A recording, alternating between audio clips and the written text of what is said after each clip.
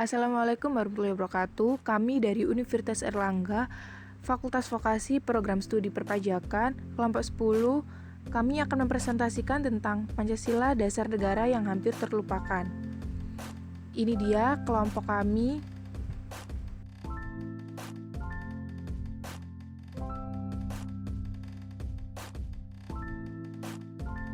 Pancasila adalah dasar dalam mengatur pemerintahan negara Indonesia yang mengutamakan semua komponen di seluruh wilayah Indonesia. Seharusnya Pancasila sebagai dasar negara dapat menjadi pedoman kehidupan masyarakat agar menjadi tertib dan sejahtera. Namun, apakah nilai-nilai idealisme dalam Pancasila itu masih layak disebut kepribadian bangsa Indonesia dengan melihat kondisi masyarakat ini? Sila pertama mengajak kita untuk memiliki sikap toleransi terhadap sesama umat beragama. Nyatanya tidak sedikit juga kelompok-kelompok yang mengatasnamakan Allah atas tindakan anarkis mereka. Banyak terjadi kerusuhan umat beragama, mudahnya provokasi antar umat beragama. Sila kedua mengajak kita untuk menghormati dan menghargai sesama manusia dan menjadi pribadi yang adil dan beradab. Nyatanya banyak kaum miskin yang diperlakukan semena-mena. Ukuran penghargaan terhadap individu mayoritas dinilai dari faktor ekonominya, banyaknya pekerja kasar dan pembantu rumah tangga yang tidak diberi upah yang layak. Sila ketiga mengajak kita untuk menjunjung rasa persatuan dan mencintai bangsa Indonesia. Realitanya banyak gerakan separatisme sehingga remaja masa kini justru tergila membeli produk impor. Sila keempat mengajak kita untuk menghargai pendapat satu sama lain dan menjunjung tinggi musyawarah dalam pembentukan suatu keputusan.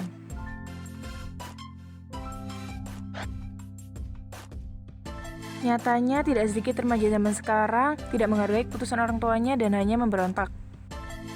Terakhir, sila kelima mengajak kita untuk saling menghargai hasil karya satu sama lain dan memajukan kesejahteraan umum. Yang terjadi justru korupsi dan raskin oleh para pegawai-pegawai negeri, padahal dana tersebut sangat berguna bagi kehidupan kaum miskin.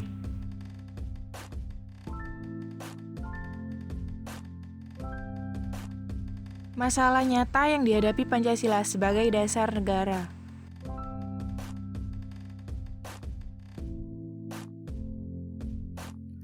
Indonesia kaya akan keragaman suku, ras, budaya, dan adat istiadat. Memang indah di permukaan, tapi faktanya hal ini salah satu faktor pendorong perpecahan dalam kesatuan negara ini. Pemerintah harus mengusahakan serta mengupayakan dalam mengatasi maupun menyelesaikan permasalahan separatisme tersebut, baik melalui kegiatan preventif ataupun kegiatan persuasif. Papua menjadi salah satu daerah yang kurang diperhatikan mengenai pembangunan infrastrukturnya. Solusinya adalah melakukan pembangunan di seluruh wilayah Indonesia, membangun jalan di daerah Papua, dan meningkatkan perekonomian daerah Papua.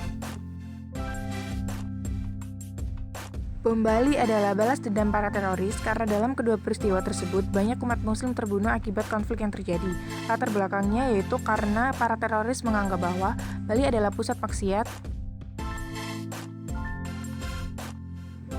Seharusnya sebagai manusia kita selalu memiliki perbedaan, entah dari agama, suku, dan yang lain. Seharusnya dengan adanya perbedaan itu, kita harus saling melengkapi dan menghargai.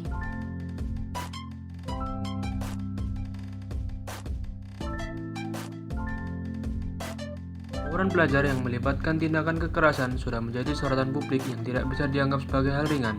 Indonesia adalah negara berdasarkan Pancasila. Banyaknya tawuran hingga menelan korban merefleksikan sudah mulai luruhnya nilai-nilai luhur Pancasila.